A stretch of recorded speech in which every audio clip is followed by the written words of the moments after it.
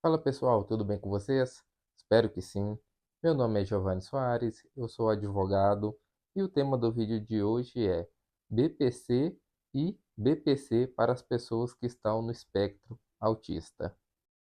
Se gostarem do vídeo, ao final deixem um like, deixem um comentário e se inscrevam no canal, pois ajuda bastante a conseguirmos divulgar o nosso conteúdo, perfeito? Vamos começar entendendo o que é o BPC, né? O que significa essa sigla BPC. BPC nada mais é do que benefício de prestação continuada. É um benefício que ele é destinado para as pessoas idosas acima de 65 anos ou para as pessoas deficientes que não têm condição de manter a sua própria subsistência. E como pessoa com deficiência, o que a gente vai entender que essa pessoa ela tem direito ao benefício? Como a gente vai entender se a deficiência dela é apta a ensejar a concessão desse benefício? A deficiência aqui, ela pode ser tanto física quanto mental, intelectual. Então a gente vai ter que entender primeiro qual tipo de deficiência que ela tem e depois a gente precisa saber se essa deficiência ela preenche o caráter de impedimento de longo prazo, que é o que a gente tem que averiguar para saber se essa pessoa ela vai ser considerada deficiente ou não, perfeito? E qual que é esse prazo do impedimento de longo prazo? O prazo são 2 anos. Então, se for constatado que essa pessoa ela tem um impedimento que vai perdurar por mais de 2 anos, a gente já pode considerar esse impedimento como uma deficiência e ela vai ser apta a poder dar ensejo, então, ao benefício de prestação continuada. Outra questão para a gente poder entender também sobre essas deficiências é perceber, entender se essa deficiência ela vai impedir que essa pessoa ela tenha igualdade no convívio com as outras pessoas, igualdade no convívio em sociedade. Então, se a gente percebe que uma pessoa ela vai ter um atraso em relação às outras pessoas, que ela não vai conseguir acompanhar as outras pessoas em situações que a gente pode considerar como normal, então a gente também pode considerar essa situação para tentar entender qual que é o tipo de limitação, até aonde que essa deficiência ela vai, de certa forma, atrapalhar a vida dessa pessoa. Agora que nós já entendemos que a pessoa ela precisa ter mais de 65 anos ou ser deficiente na forma que eu expliquei, com as características que eu expliquei, a gente vai precisar avaliar o caráter, o critério de renda, perfeito? Então, preste atenção. Para que a pessoa ela possa conseguir a concessão do BPC, a família não pode receber mais do que 1/4 do salário mínimo por pessoa. É o critério de 1/4 da renda per capita. Como que funciona isso? Uma família, então, a título de exemplo, ela tem 4 pessoas, né? Pai, mãe, 2 irmãos, por exemplo.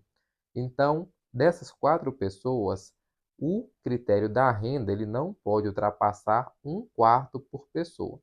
Então, suponhamos que somente o pai trabalha, recebe um salário mínimo. Se a gente pega esse salário mínimo e divide pelas 4 pessoas, a gente vai ter 1/4 por pessoa. Então, aí o critério está ok. Agora, se o pai recebe, por exemplo, 1,5 salário e divide pelas 4 pessoas, a gente já ultrapassa esse 1/4 que a lei estabelece. Então, nesse caso, o critério de renda ele não estaria preenchido. Mas a gente tem que se atentar a uma questão. Não é sempre que a gente utiliza esse critério de 1/4 do salário mínimo por pessoa. A gente pode conseguir se desvencilhar desse critério quando a gente consegue demonstrar que essa família ela tem gastos em razão, por exemplo, da deficiência ou em razão da idade da pessoa que está tentando o BPC. Então a gente vai tentar demonstrar o quê? Que ela tem uma alimentação especial, que requer um gasto a mais. A gente vai juntar os gastos com remédio, os gastos médicos que essa pessoa tem, os gastos com psicólogo, por exemplo. Então a gente pega todos esses gastos e anexa no processo e demonstra e fala, olha, a família ela recebe mais de um quarto do salário mínimo por pessoa, porém, ela tem muitos gastos. Então a gente faz o quê? A gente, ao invés de avaliar como sendo um quarto do salário mínimo, a gente avalia como sendo meio salário mínimo por pessoa. Perfeito? Então a gente pode sim conseguir considerar, ao invés de um quarto do salário mínimo, considerar como meio salário mínimo por pessoa se a gente demonstrar esses gastos, certo? Então, passado agora o critério de renda, vamos falar sobre mais alguns requisitos aí que a gente vai precisar se atentar para conseguir saber se preenche cada um e no final conseguir o benefício. Além da questão da renda, além da questão da idade da pessoa maior de 65, ou se a pessoa tem deficiência, a gente precisa se atentar ao CAD único, o cadastro único daquela família. Ele precisa estar atualizado com todos os membros da família, porque se a gente não atualiza o CAD único, a gente pode não conseguir o benefício, ou se a pessoa está com o benefício vigente, a gente vai ter esse benefício suspenso, perfeito? Então, o cadastro único ele tem que estar atualizado. Aonde que a gente faz isso? Você vai ao CRAS mais próximo aí da sua região e fala que você precisa atualizar esse cadastro. É uma questão mais tranquila aqui, perfeito?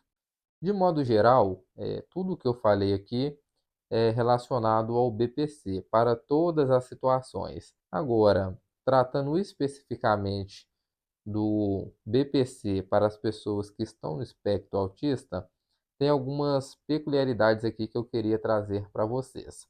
Primeiro, muitas pessoas não sabem que a pessoa, quando ela está no espectro autista, ela tem direito a receber esse benefício no valor de um salário mínimo. E, a partir disso, a gente precisa instruir essa pessoa sobre o que ela vai precisar fazer, sobre quais documentos ela vai precisar buscar, correr atrás, para a gente poder instruir bem o pedido administrativo junto ao INSS, ou caso o INSS ele negue, a gente vai fazer um pedido judicial desse benefício, o que tem acontecido com muita frequência. Então, primeiro, se a família ela tem já um histórico de pessoas que estão no espectro autista e elas têm, né, eventualmente seus filhos, elas já podem tentar entender se os filhos eles têm algum comportamento parecido, se já demonstra alguma coisa ali é, nos primeiros anos de vida, e a partir daí começar. Vai ao psicólogo, vai fazer psicoterapia, né? Vai, por exemplo, também ao psiquiatra, procura o profissional adequado para tentar entender se ela tem ou não o TEA, se ela está no espectro autista. A partir daí, o que que a gente faz? A gente precisa entender qual que é o nível de suporte dela. Não são todas as pessoas que terão direito ao BPC sendo autista, certo? É muito importante que entenda isso, porque às vezes as pessoas ouvem outras falando assim, toda pessoa que está no espectro autista ela tem direito a um benefício de um salário mínimo. Mentira, não é toda pessoa.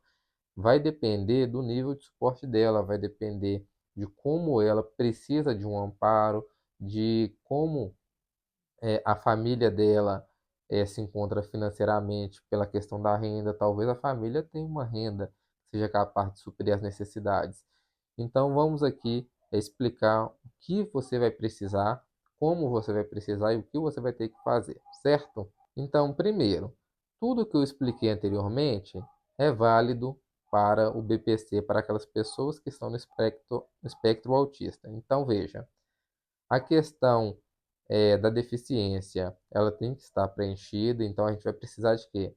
Laudo médico explicando o que normalmente a criança tem, explicando as características, explicando qual o nível de suporte, porque a gente tem nível um, 2 e 3. Então, dependendo do nível, a pessoa ela não precisa de um auxílio, mas a depender da pessoa, ela, né, normalmente no dia a dia a gente convive com pessoas, com crianças que estão no espectro autista e a gente consegue perceber as características daquela que ela tem, mas ela tem um nível mais baixo, então ela não vai precisar, mas tem crianças que às vezes elas têm um nível de suporte ali 3, então ela vai necessitar de uma atenção maior, certo?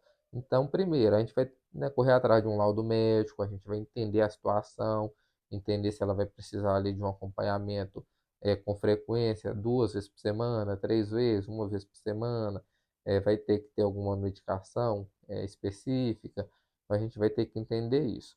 Quando a gente pegar toda essa documentação, no que diz respeito a laudo, contendo o CID específico do TEA, a gente pode ser que tenha mais C desenvolvido, né? Porque às vezes ela tem o TEA, tem TDAH, tem alguma questão intelectual também. Então a gente pega toda essa documentação médica, pega relatório do psicólogo, olha se ela faz psicoterapia, olha tudo que for relacionado à questão médica, psicológica da pessoa, a gente vai poder reunir. A partir disso, a gente vai instruir, demonstrando que ela precisa, demonstrando que a gente já tem a documentação médica, demonstrando que a gente preenche o critério de renda, a gente junta o quê?